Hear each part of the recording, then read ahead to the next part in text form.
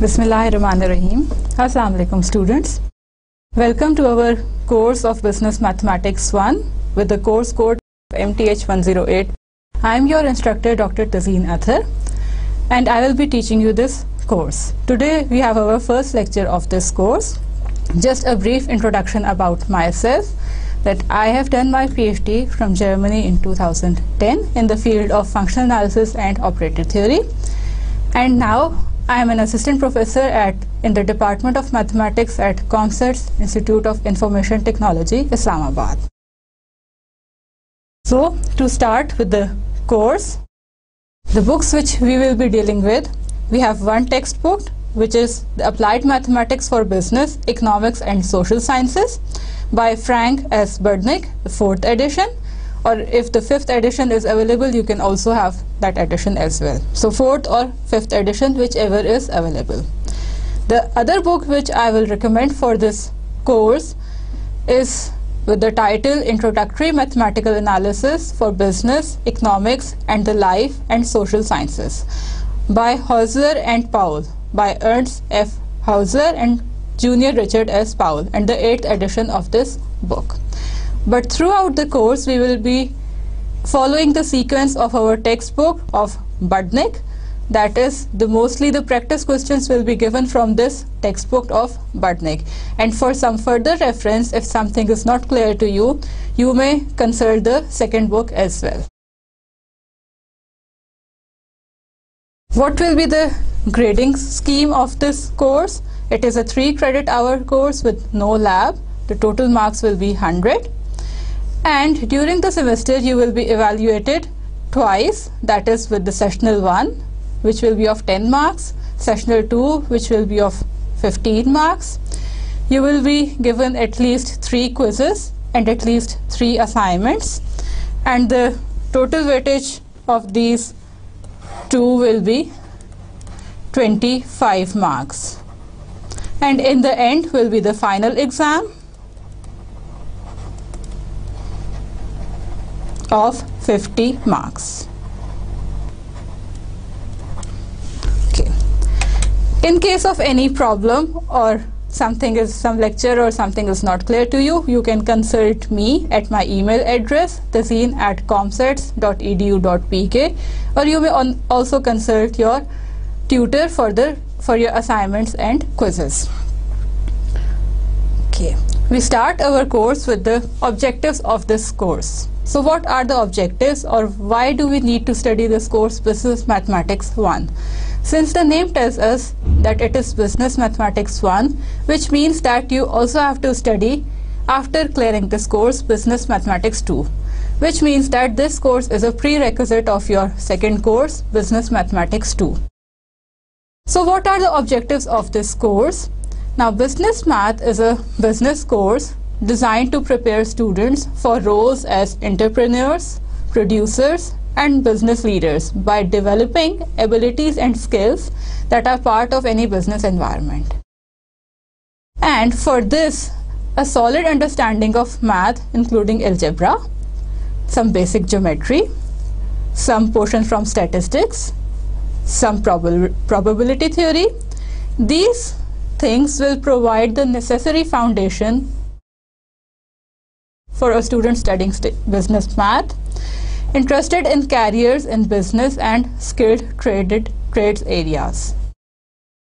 Now, the contents of this course mainly includes the mathematical operations related to accounting, banking and finance, marketing and management.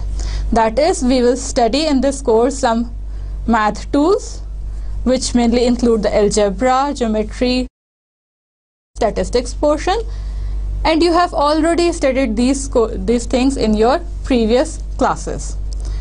And we will see the applications of these math tools of algebra, geometry and statistics with relevance to our accounting, banking, finance, marketing and management. What are the course concepts and generalizations? To apply basic mathematical operations to solve problems, that is, you are given with the problems from the daily life, from economics and business, and you have to apply the basic math tools to solve them.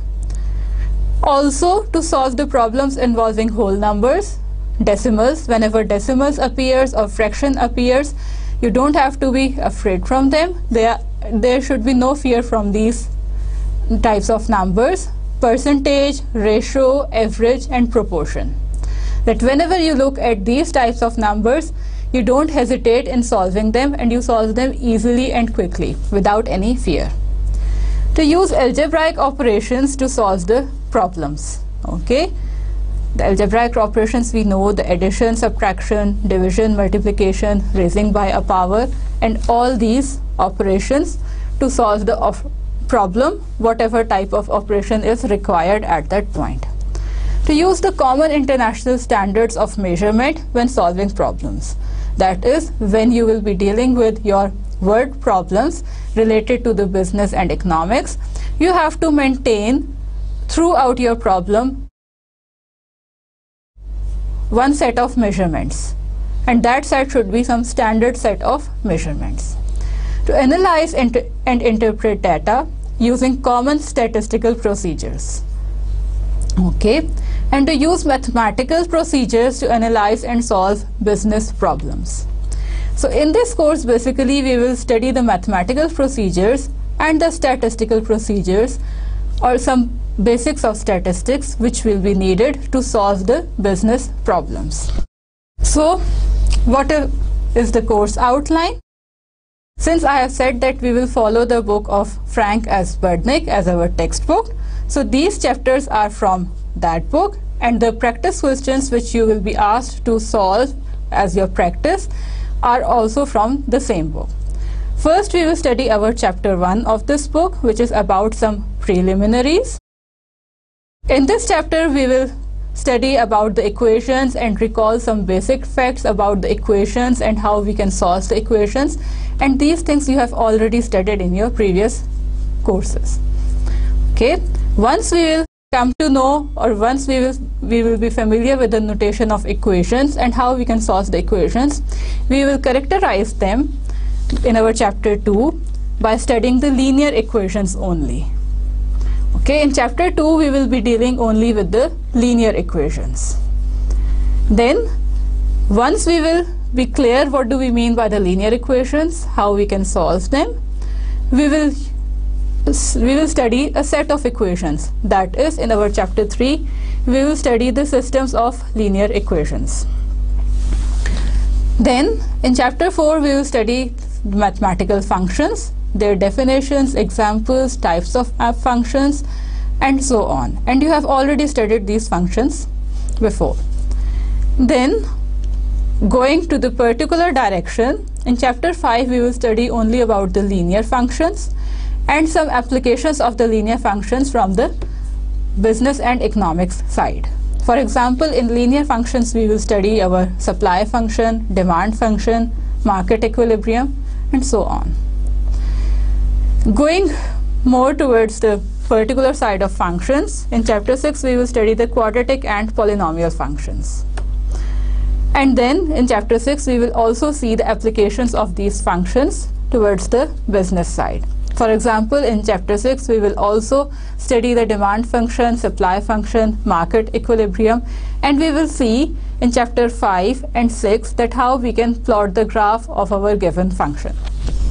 Okay, then there is one more interesting type of functions which we cannot forget, and these are the exponential and logarithmic functions. We will study these functions in our chapter 7, and also we will see some applications from the real world problem, and we will see that how we can plot the graphs of these functions. In chapter 9 we will study the matrix algebra. That is, we will see what do we mean by the matrix notations, the matrix operations, inverses of matrices, and how we can manipulate the data in the matrix form if we are provided with some real world phenomenon or real world data, and how we can obtain our desired output by using the matrix operations. Okay, then we will study about the mathematics of finance, where we will be totally dealing with the applications from the economics side. And the last two chapters are the chapters from the statistics portion. That is, in chapter 13, we will be studying the probability theory. That is, what do we mean by the probability, introduction of it, and some applications and some terminology related to it. And in chapter 14, we will look into the probability distributions. That is, what do we mean by these probability distributions and how they can help us in our real world problem. So this is the whole outline of our course. We know now the grading system, that how you will be graded in this course, for which books we will follow, the course outline, and we also know the objectives of this course. So we start our today's lecture, which is lecture 1, which is about some preliminaries. That is, some basic things which you have studied and seen many times, but just to come into the flow of this course, we will quickly revise them and then start with our other chapters. Okay, what are the objectives of this chapter? The objectives of this chapter are to discuss equations and method of solution, to present properties of inequalities and methods of solution, to illustrate absolute value relationships, and to introduce properties of rectangular coordinate systems. So these are the main objectives of this chapter. This chapter mainly consists of the basic concepts about the algebra and equations, the methods to solve a first degree equation in one variable, the methods to solve the second degree equation in one variable. We will also see in this chapter the inequalities and how we can solve them, that is the solution of the inequalities. Absolute value relationships, that is whenever we have an absolute value, how we can solve our respective equation and how we can solve our respective inequality. In this chapter, we will also see the rectangular coordinate systems in dimension 2 clearly and a slight glimpse in dimension 3. So we start with our today's topics. Today we will revise our previous things. That is, we will study the basic concepts. We will see the methods of solving the first degree equation in one variable and the methods needed to solve the second degree equation in one variable. Okay, we start with the basic definitions, which we already know, but just to revise them. What do we mean by an algebraic expression? Because we will be dealing in this chapter totally with equations, inequalities, and absolute values. So the first thing which comes in our mind is, what do we mean by an algebraic expression? We know that we can write it, we can say it, but how do we define it? So if numbers represented by symbols are combined by operations of addition, subtraction, multiplication, division, or extraction of roots, then the resulting expression is called an algebraic expression. For example, if we have our expression 10 minus x to the power 1 by 3, then this is an algebraic expression.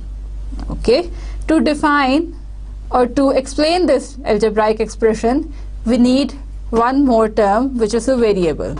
We have used this word variable many times, but how can we define this variable? That variable is just a symbol that can be replaced by any one of a set of different numbers. For example, if we look at our algebraic expression 10 minus x to the power 1 by 3, then this is an algebraic expression in the variable x. That is, x is a symbol which can be replaced by any one of a set of numbers. So algebraic expression mainly consists of variables, and that variables are the symbols combined with algebraic operations, that is addition, subtraction, multiplication, raised by n power, and so on. And then this number 10, this is a particular number. So this number 10 is called the constant in this algebraic expression. Now these two terms you will be needing in defining what do we mean by an equation. We already know what an equation is and we know the sign of equation by heart. But what is an equation? That which states the equality of two algebraic expressions. That is, we have two algebraic expressions. If they are equal, then the respective thing, then the resulting thing will be an equation. The algebraic expressions may be stated in terms of one or more variables. Okay. For example, if we have an equation 3x minus 10 is equals to 22 minus 5x. Now this is an equation, okay, because on the left hand side we have an algebraic expression, on the right hand side we have an algebraic expression. In between we have two horizontal lines, two small horizontal lines, that is the sign of equality. Two algebraic expressions are related by the sign of equality, means we having actually an equation. This equation is giving us the equality of these two algebraic expressions. One more example, for example, w square minus 5w is equals to 16. Again, this is an equation, okay.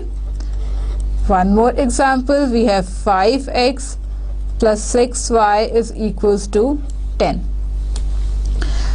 Okay, if we look carefully at these three examples, we can see that example 1 and example 2 are equations of one variable.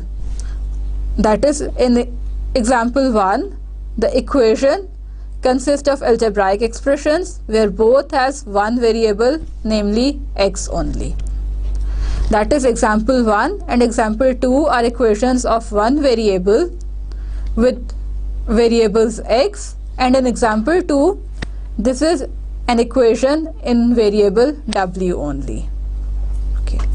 If we look at our example 3, here this equation has two unknowns or two variables x and y, or two symbols occurring in this equation, that is x and y. So example 3 is an equation of two variables x and y, and the numbers, they are called the constants. What are the numbers here? If we look at our example 1, in example 1 we have 3 minus 10, 22 minus 5. These are the constants appearing in our equation. In example 2 we have minus 5 and 16. These are the constants appearing in our example 2 of an equation. In example 3, the constants are 5, 6 and 10. So given an algebraic expression or two algebraic expressions with these two small horizontal lines in between, we can easily identify that we are provided with an equation, okay, and equation is stated in terms of how many variables, in one variable, two variable and so on, and what are the constants in this equation. Okay. Now once we have an equation, we are interested in knowing the solution of this equation. Okay, what do we mean by the solution? That is, the solution consists of those values of the variables which satisfy the equation. For example, in example 1, in example 1 we had an equation in one variable x only, and the value of x is equals to 4 is the solution of our given equation. Okay, and what do we mean by the solution? That the value of the variable which satisfy the given equation. If we look back at our example 1, we had 3x minus 10 is equals to 22 minus 5x. Apparently the value of x is equals to 4, the value of the variable or the symbol we cannot identify directly by looking at the equation. But we say that the value of the x or the value of the unknown or the variable, which when we put in our equation gives us the equality, is basically the solution of our equation. Now these type of values are called roots of an equation or solution set of an equation. In order to find the roots or solution set of an equation, we have three types of equations. That is, we classify our equations in three types. First type are the types of equations which are identity equations. Okay, we have classified our type equations depending upon the types of the roots or the solutions we obtain.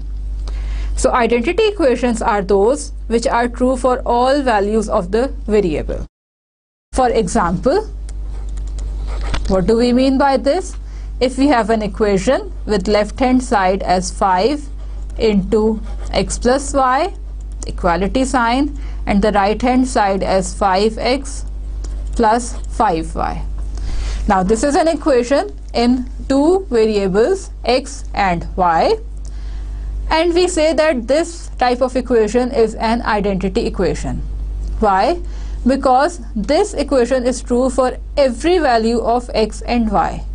Here we have two variables x and y, so no matter whatever the value of x and y we take in this equation, the equality will always hold. So these type of equations are called identity equations. Okay. Next type of equation is conditional equation. So conditional equations are those which are true or valid for some particular values of variables. If we compare these type of equations with the identity equations, here we have a very big range of x and y of the values of the variables.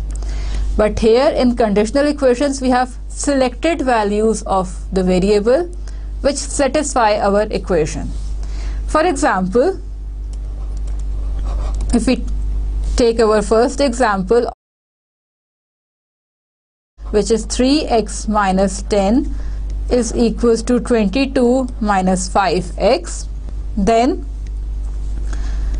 this is an equation in one variable x, and this is true for some particular value of x. And we have seen in our previous slide that we say that x is equals to 4 is the root or the solution set of this equation. That is, the equality, this equality holds only and only when the value of x is equals to 4 in this equation. That is, when the variable or the symbol can take value is equals to 4 only. So there is some condition on the value of the variable, which means that these type of equations are conditional equations. The third type is the false statements or contradictions. That is, these are the equations which are never true for any value of the variable. No matter whatever the value of variable we take, these type of equations are never true, which means that the equality in between is never satisfied. For example, if we have our equation as x is equals to x plus 5, this is an equation in one variable x, and now no matter whatever the value of x we take, whatever the value of the variable x is, this equality sign cannot be obtained. For example, if we take x is equals to 1 and we put this value of the variable in our equation, on the left hand side we obtained 1, and on the right hand side we obtained 1 plus 5, which is 6, which means that this sign cannot be obtained for any value of the variable. So we have three types of equations, that is the identity equation, conditional equation, or false statements or contradictions. Okay.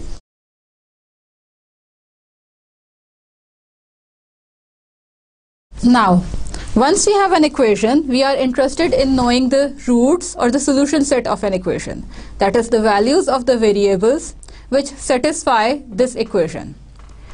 Okay, so solving an equation is a process of finding the roots of an equation. We are provided with an equation. We will solve this equation and we will find the roots of this equation, that is the values of the variables which satisfy this equation. Now here we recall that what do we mean by a polynomial? A polynomial is an algebraic expression of the form a n x n plus a subscript n minus 1 x superscript n minus 1 plus so on up to a1x plus a naught, and there is some condition in defining the polynomial, that is the coefficient of the leading term a n should be different from 0, and where this exponent of the variable is called the degree of the polynomial. Okay, so polynomial is an algebraic expression of some particular degree n, with the condition that the coefficient or the constant multiplied with the leading term should be different from 0. Okay, now solving an equation involves performing operations on our equation. That is, we are given an equation, we have to find the roots, okay, which means that we will solve our equation. What we are trying to say is that we are provided with an equation and we are interested in finding the roots of an equation. That is, this is our target. So we will solve this equation to find the roots, that is to find the values of the variables which satisfy the equation. By solving, we mean that we apply operations on this equation. Okay, and when these operations result in an equation having exactly the same solution, then the equations are called equivalent. Okay, what do we mean by this? We have three types of operations which result in an equivalent equation. These operations are adding to or subtracting from both sides of an equation. For example, we are provided with an equation minus 5x is equals to 5 minus 6x. Then if we add or subtract on both sides of this equation, the resultant equation will be the equivalent equation to the original one. How? For example, if we add 6x on both sides, that is 6x minus 5x is equals to 5 minus 6x plus 6x. So adding 6x on both sides of an equation will not affect our given equation, and the resultant equation will be the equivalent form of the given equation. That is, after simplifying this equation 2, the equation will be equivalent to our equation 1. Or we can also subtract 5 from both sides, that is minus 5x minus 5 is equals to 5 minus 5 minus 6x. Subtracting something from both sides of an equation or adding something from both sides of an equation will give us an equivalent equation to the original one. That is, here equation 3 after simplifying is equivalent to equation 1. Okay, what is the second operation which gives us equivalent equations? The second property is that multiplying or dividing both sides of an equation by a non-zero constant. For example, we have equation as 10x is equals to 5. Okay, this is our equation in one variable x, and if we multiply both sides of this equation or divide both sides of this equation by a non-zero constant, then the resultant equation will be equivalent to this given equation. For example, if I multiply 1 by 10, then what do we obtain? Multiplying 10 on both sides, that is multiplying on the left hand side and by multiplying on the right hand side. So this equation 2 will be equivalent to our equation 1. Or dividing, here 10 is different from 0, so the number by which we are multiplying or dividing should be different from 0, and it should be a constant. It does not involve the variable. For example, dividing by 5, which means that multiplying by 1 over 5, what do we obtain? Now we have to perform this operation on both sides of the equation, that is dividing by 5 on the left hand side and dividing by 5 on the right hand side. So the resulting equation will be equivalent to our original equation 1. Okay. The third operation says that replacing either side of an equation by an equal expression. That is, for example, we are provided an equation x into x plus 2 is equals to 3. This is our equation in one variable x. If we replace one side of an equation by the equal expression, for example, replacing right hand side by, let's say, x square plus 2x, then this resulting equation is equivalent to our original equation 1. Or we can replace our right hand side by, let's say, 6 by 2, then this resulting equation is also equivalent to our original equation. So these are the three operations. These operations are adding or subtracting on both sides of an equation, multiplying or dividing the both sides of an equation by a non-zero constant, or replacing either side of an equation by the equal expression. So the question arises that, does there exist the operations which result in the non-equivalent equation? Yes, of course. For this case, we also have three types of operations which guarantee non-equivalent equations. That is by operating or by doing that operation on an equation, the resultant equation we obtain is not equal to the given equation or the original equation. So the first one of them is multiplying both sides of an equation by an expression involving the variable. If we look back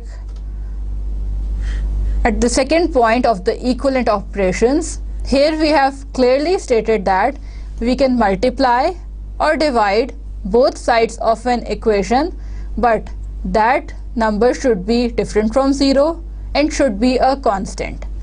So first thing is that if we multiply both sides of an equation which involves a variable, then the resulting equation will not be equivalent to the original equation. For example,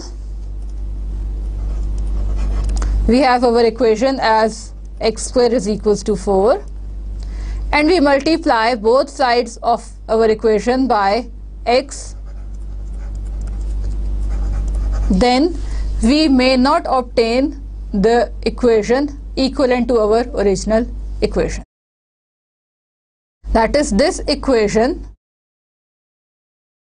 is not equivalent to our original equation.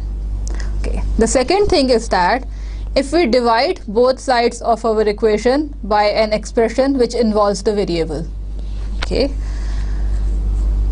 So these 2 points A and B are just the negation of our point 2 in the equivalent operations. That is, point 2 says that we are allowed to multiply or divide both sides of our equation by a non-zero constant only. So the point A and B says that if we multiply our equation by a variable or we divide our equation by a variable, then the resulting equation will not be equivalent to our original equation. For example, we consider the same equation, x square is equals to 4, and we divide our equation by the variable x, let's say, both sides. Then this equation is not equivalent to our original equation. So the third operation which results in the non-equivalent equation is raising both sides of an equation to equal powers.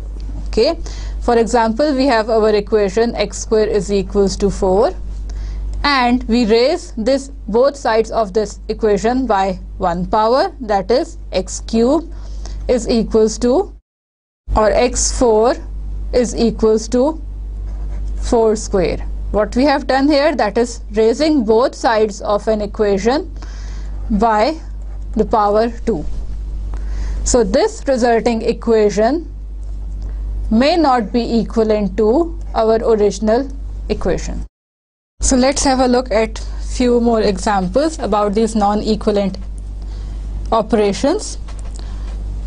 For the operation 1, that is when we are multiplying both sides of an equation by a variable.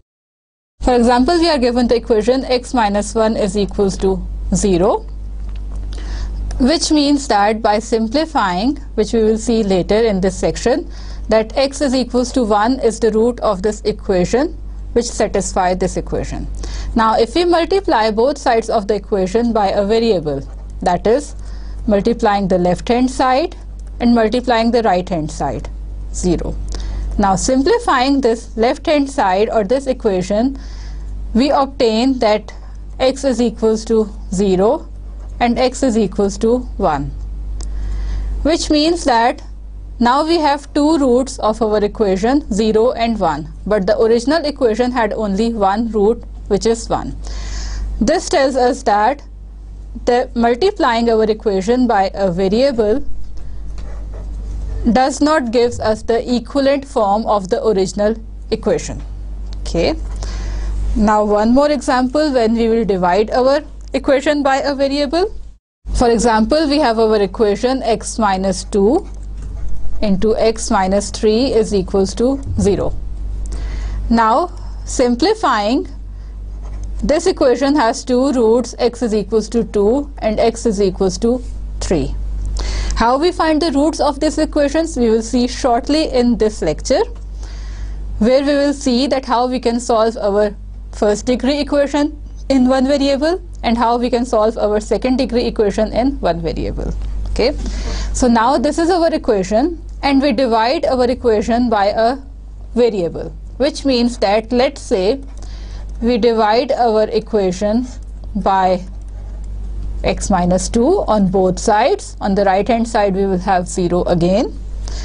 Okay, now if we look carefully, which means that solving this equation, this new equation, gives us x is equals to 3, which means that dividing both sides of an equation by a variable is not equivalent to our original equation and may lose one root of an equation. Here in the original equation we had two roots, that is the values of the variables 2 and 3 satisfy our given equation.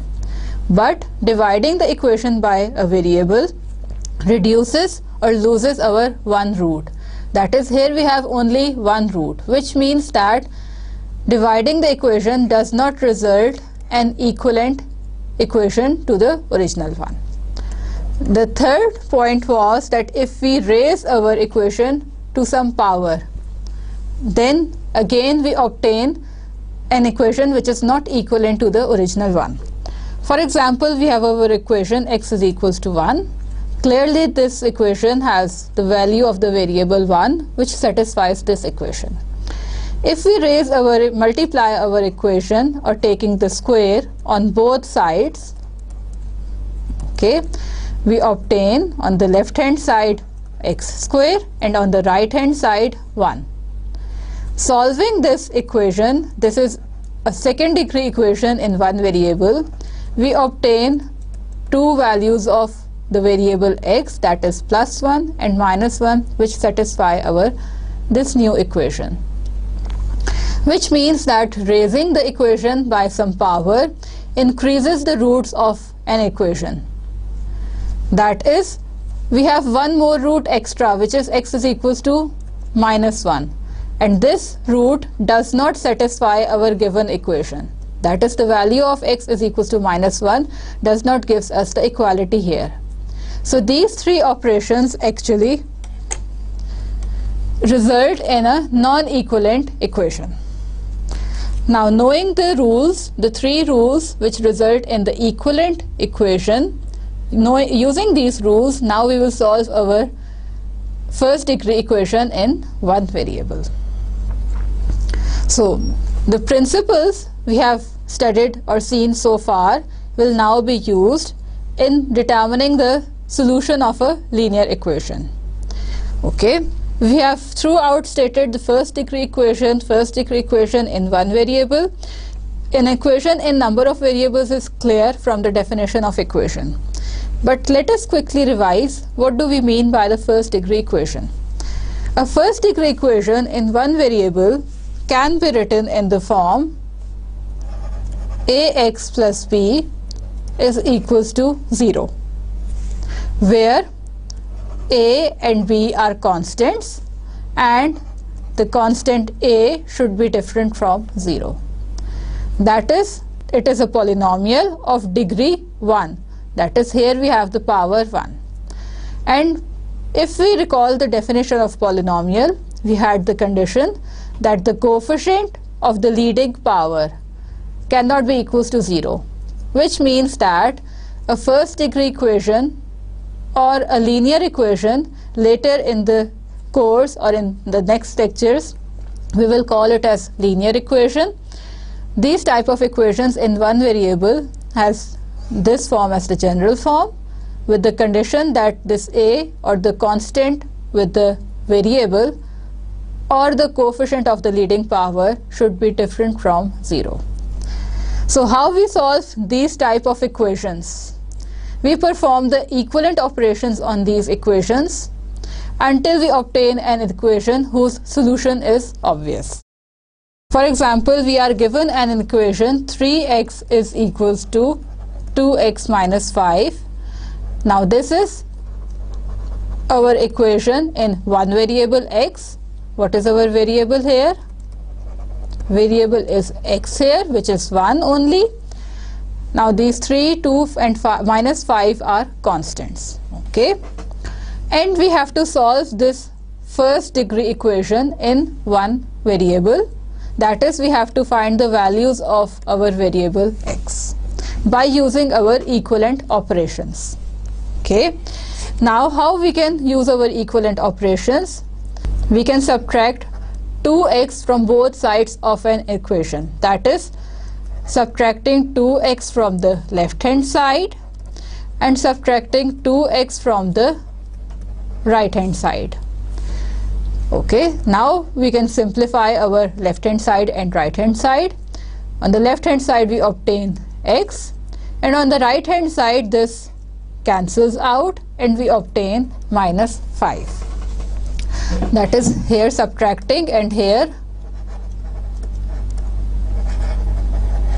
simplifying. Okay, so by using our equivalent operations we have performed the equivalent operations until the solution becomes obvious. Now we cannot simplify at this step. At this step x is equals to minus 5. The solution is obvious here, so we will stop here, and performing equivalent operations we see that the solution or the root of the given equation is x is equals to minus 5. One more example, we have our equation as 2x plus 5 is equals to 10 plus 2x. Okay, now if we look at our first example again, we have the value of x, some particular value, that is only this value of the variable will satisfy our given equation, which means that this equation is a type of, or is an example of, conditional equation.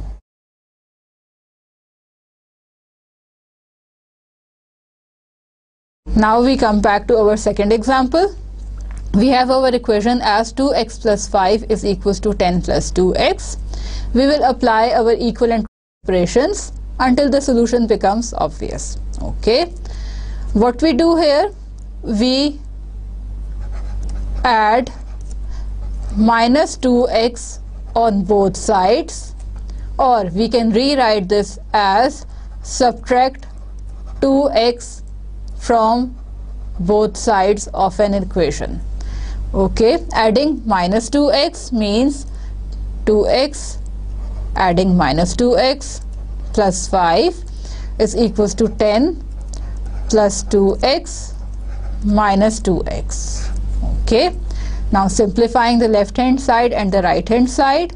The left hand side, the variable term cancels out, we are left with 5, and on the right hand side the variable term also cancels out and we are left with 10, which is not possible at any cost, which means that this is an example of equation which is a false statement or a contradiction. This is a false statement or a contradiction, because here we have arrived at the contradiction and we are saying 5 is equals to 10, which is not possible. So we have a contradiction basically. How? That is, this is the type of equation for which the solution does not exist. That is, no value of x, of our variable x, satisfy the equation, the given equation. And we conclude that this equation has no solution or no root. Okay. Now we look at one more example. For example, we are given with an equation x by 6 minus 5 is equals to x by 2 minus 7. And we are interested in finding the values of the variables which satisfy this equation. Okay, first we have to simplify this equation. How? The easiest way is that we get rid of this fraction terms. That is, we rewrite our equation by using the equivalent operations in the non-fraction form. So for this we multiply our equation on both sides by 6. Since multiplying by a constant, by a non-zero constant, results in an equivalent equation, so we can multiply our equation by 6. That is, multiplying both sides of our equation by 6, we obtain this. Now we have to simplify, that is, opening the brackets. So 6 into x by 6 minus 6 into 5 is equals to 6 into x by 2 minus 6 into 7. Here we have simplified our equation by opening the brackets. This 6 cancels out. Here we obtain 3.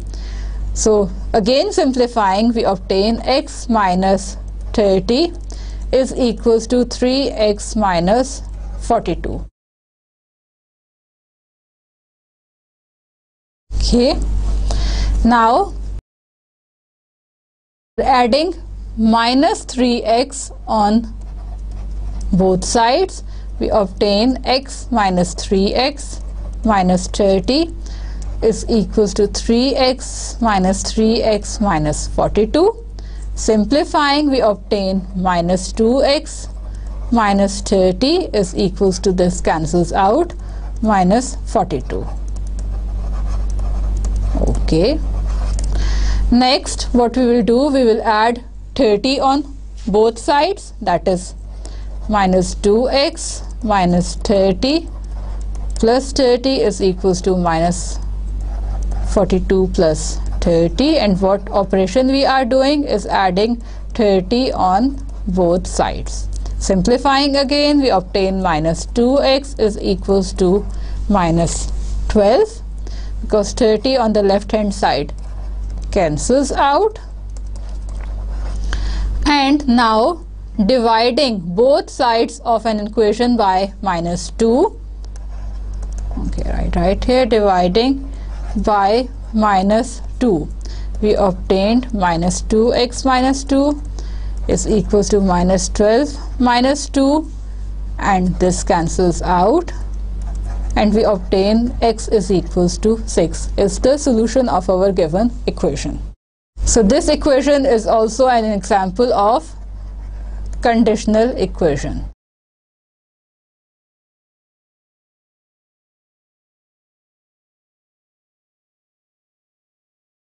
One more example. We are given an equation x square plus 33 under root is equals to minus x is equals to 3. Now if we look at this equation, we have some radicals and exponents. First we have to get rid of this radical sign. Okay, before removing this radical sign, we will simplify it first, that is adding x on both sides. Now adding or subtracting a variable will not affect our equation and result in an equivalent equation. So adding x on both sides,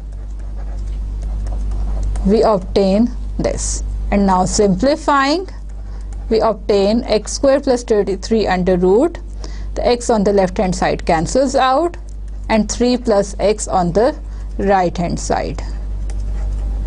Now we have to get rid of this radical sign. Okay, whenever we have an equation with a radical sign, first we simplify our equation such that the radical sign lies on one side of the equation and the other things on the other side of the equation. So here first we have simplified our equation by obtaining the radical sign on one side of the equation and shifting the other terms on the other side of the equation. Now the easiest way to get rid of this radical is to take the square on both sides. Okay, now squaring both sides of an equation, we obtain x square plus 33 under root whole square is equals to 3 plus x whole square. On the left hand side, the radical cancels out with the square and we obtain x square plus 33, and on the right hand side we will open the square, which will be equals to 9 plus x square plus 6x. Now subtracting x square on both sides, because we are solving the first degree equations, not the second degree, so we have to get rid of this square terms as well. If we look carefully at our resultant equation, by subtracting the x square on both sides, we will have no more quadratic or square terms in our equation. That is x square minus x square plus 33 is equals to 9 plus x square minus x square plus 6x. Simplifying, on the left hand side we are left with 33, and on the right hand side we are left with 9 plus 6x. So now we have our required form of our linear equation. The equation with the radical sign, which initially does not like a linear equation or a first degree equation, can be converted into a first degree equation by performing the equivalent operations. So now we have our first degree equations, and we can easily find our value of the variable x which satisfy this equation. That is, we can subtract 9 on both sides, or adding minus 9 on both sides, that is 33 minus 9 is equals to 9 minus 9 plus 6x, and simplifying we obtain 24 is equals to 6x. Okay, now we can divide both sides of an equation by a non-zero constant 6, that is dividing by 6, or we can also write as multiplying by 1 by 6. On both sides of an equation we obtain 1 by 6 into 6x, we obtain 4 is equals to x. So this is the value of the variable which will satisfy our given equation, which initially does not look like a first degree equation, but after performing operations we have converted our given equation into the first degree equation, and then again performing the operations we have found the solution of this given equation. So up to now we have done enough examples where we can see that given a first degree equation, by performing the equivalent operations we can find the value of the variable which satisfy the equation. There may be cases of equations where the value of variable does not exist, or where the root or solution does not exist. That is, there may be equations of the type of false statements or contradictions. Proceeding further, we come to our next topic, that is solving second degree equation in one variable. Now first we have to define what do we mean by a second degree equation in one variable. So the general form of a second degree equation in one variable is ax square plus bx plus c is equals to 0. Okay. Now if we look carefully on the left hand side, this is an algebraic expression, particularly a polynomial of degree 2. So what are the conditions? That a, b and c are constants, and the condition on the leading coefficient, that is the coefficient of the leading term, is that a should be different from 0. So this is the general form of our second degree equation, which is also called as a quadratic equation. So generally speaking, we use the terms linear equation for the first degree equation and quadratic equation for the second degree equation. Okay. Now to find the to solve the quadratic equations, that is to find the roots of the equation or the solution set of the equation, we have two ways. The quadratic equations can be solved either by factorization or by using the quadratic formula. You may have heard about the quadratic formula quite a few times, and also by the factorization, but here we will see that what type of solutions or roots we obtain. By using any of the method, that is solving a second degree equation either by factorization or by using a quadratic formula, we obtain three possibilities of the roots. Okay, what are the three possibilities of the roots? That either a quadratic equation or our second degree equation has no real root, or the second degree equation has only one real root, or a second degree equation has two different real roots. Here we may add two distinct real roots. Okay. In the case of option B, that is it's typed twice, that is one real root, which means that we have one root which is a repeated root. We will see in the examples what do we mean by this repeated root, and two roots, distinct roots, and the no root. If by using any method, either the factorization method or the quadratic formula, first we have to rewrite our equation in the standard form, that is the form ax square plus bx plus c is equals to 0, with the condition that a different from 0. particularly when we are trying to find the solution of our equation using the quadratic formula. Then we have to rewrite our equation in the standard form to recognize the values of our constants a, b and c. Okay, now we look at some examples. First by using the factorization method and then by solving the same examples with the help of a quadratic formula and comparing our results. Okay, we have our first example as x square minus 4x is equals to 0, and we have to solve this quadratic equation to find the values of the variables which satisfy this equation. To solve this quadratic equation by using the factorization method, if we look carefully, we can take x common from the left hand side of our equation. Now we have a product of two numbers equal to 0, which means that either x is equals to 0 or the second factor x minus 4 is equals to 0. Simplifying the first term, we have x is equals to 0. Simplifying the second term, the second equation is our first degree equation in one variable. We can simplify this equation by using our equivalent operations, that is by adding 4 on both sides. We obtain x is equals to 4.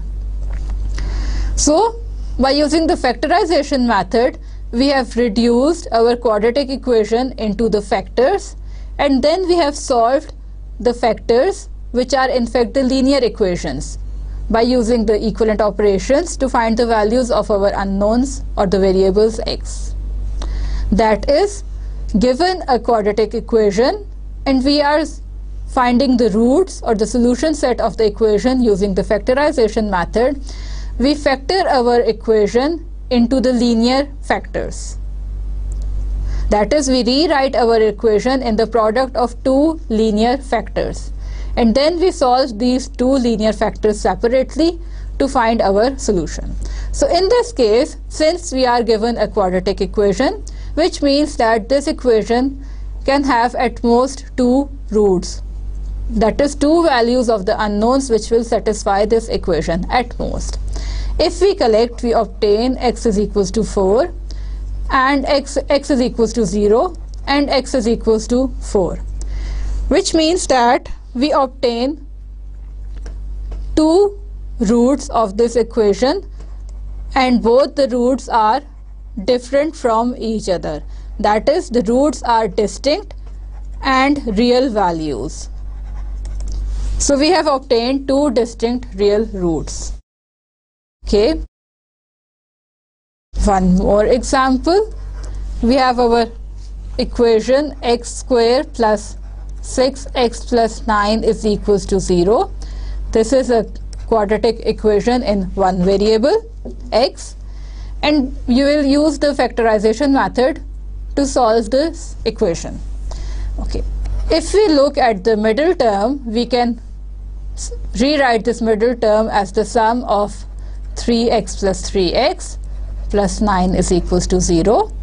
Now taking x common from the first two terms, we obtain x plus 3, plus taking 3 common from the last two terms, we obtain x plus 3 is equals to 0.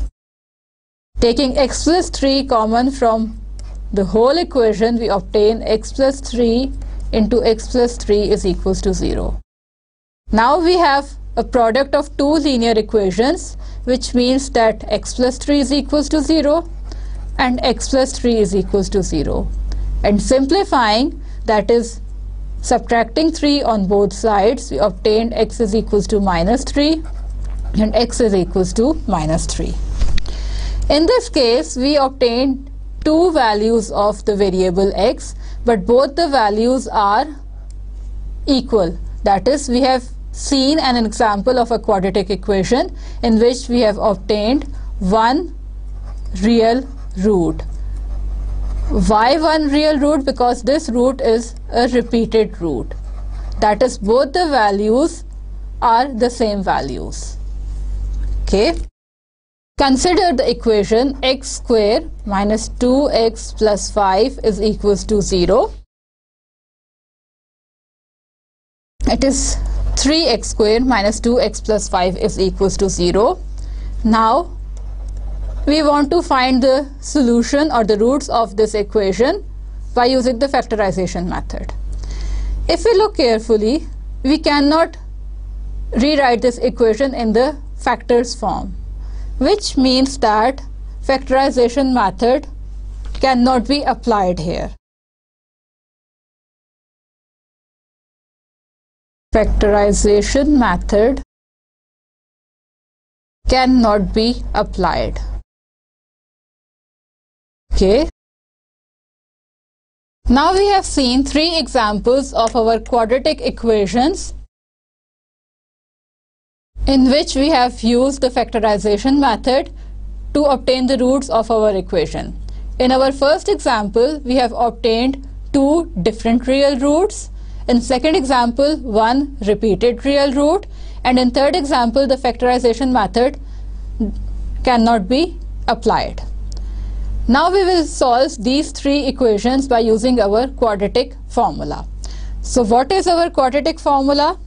If we are given our equation, the quadratic equation ax square plus bx plus c is equals to 0, with the condition that a is different from 0, then we can use these values of the constants a, b and c to determine the value of our variable or unknown x. How?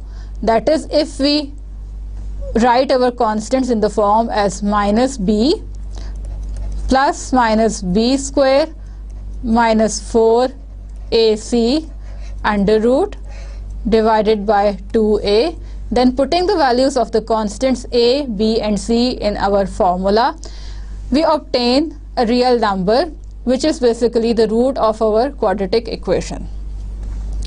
Okay, now solving our first equation, which was x square minus 4x is equals to 0, by using the quadratic formula, we first have to identify what are the values of a, b and c. Here a is equals to 1, b is equals to minus 4 and c is equals to 0. By putting these values in our formula, we obtain minus into minus 4 plus minus minus 4 square minus 4 into a into c under root divided by 2a, and then simplifying we obtain 4 plus minus 16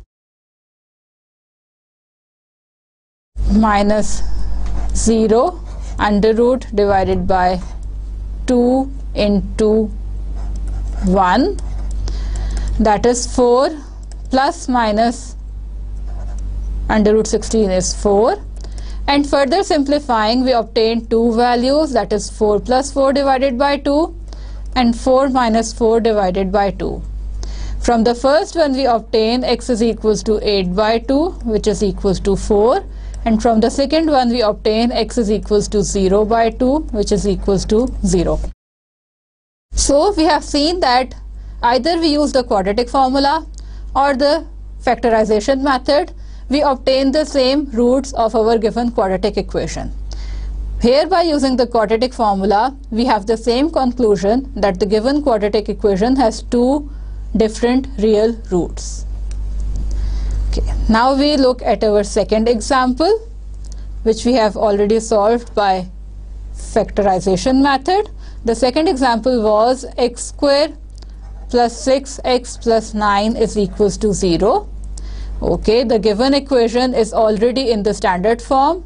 We have to identify our a is equals to 1, b is equals to 6 and c is equals to 9. And putting these values in our formula, we obtained minus b plus minus b square minus 4ac. This divided by 2a. And simplifying we obtained minus 6 plus minus 36 minus 36 divided by 2, which means that minus 6, here we have 0 under root, which is 0 divided by 2, which is minus 3. So here we have obtained one real root of our given quadratic equation. That is the same answer which we have obtained by factoring our given equation. That is one real root. Now our third example, which we were unable to solve with the help of which we were unable to solve by using the factors, which was 3x square minus 2x plus 5. Writing this equation is also given in the standard form. Identifying our a, b and c and putting them in our formula, we obtained minus b plus minus b square minus 4ac under root divided by 2a, and simplifying we obtained 2 plus minus 4 minus 60 divided by 6, which is equals to 2 plus minus 56 under root divided by 6. Now we know that the under root of negative numbers is not defined as long as we are concerning only the real numbers. If we are dealing with the complex numbers, then this under root is defined in terms of a complex number, but here we are only dealing with the real numbers, which means that this equation cannot be simplified further and we obtain no real roots. That is, this equation does not have any real root. And the same answer which we have obtained by using the factorization method, that is, there we were unable to make the factors of this equation, and we have concluded that this equation has no real root. There is one thing which we can observe, that if we are given a second degree equation or a quadratic equation and we are asked to solve this equation, that is to find the values of the unknowns, and we are using the quadratic formula, then if we look at our formula, which is x is equals to minus b plus minus b square minus 4ac divided by 2a, if we look at this under root term b square minus 4ac, if this under root term is positive, we obtain two distinct real roots. If this under root term is equals to 0, we obtain one repeated real root. We have only three possibilities because a, b, c are real numbers. So a real number is either positive, negative or equals to 0. So if this under root is positive, we will obtain definitely two different real roots. If this under root is equals to 0, we will only obtain one real root. And if this under root is negative, as we have seen in our third example, we say that the quadratic equation has no real root. We will see this general formula later in our next lectures. But here we have seen that either by using the quadratic formula or by making the factors of our given quadratic equation, we obtain three types of solutions. Either we have no solution, we have one real root, or we have two different real roots. With this we end our today's lecture, but we summarize what we have studied so far. In our today's lecture we have seen the basic concepts concerning the algebraic expression, variables, the constant and equation, along with some examples. We have also seen that what do we mean by the solution of an equation, the solution set and roots of an equation. What are the different types of an equation? That is the true identity equation, conditional equation, false statement or contradiction. What do we mean by the polynomial and the degree of a polynomial? The three equivalent operations which result in the equivalent equation, and the non-equivalent operations which by performing are not equal to the original equation. Further, we have seen that given a first degree equation in one variable, how we can solve this first degree equation by using our one of the three equivalent operations. And then the second degree equation in one variable, which can be solved either by using the factorization method or by using the quadratic formula.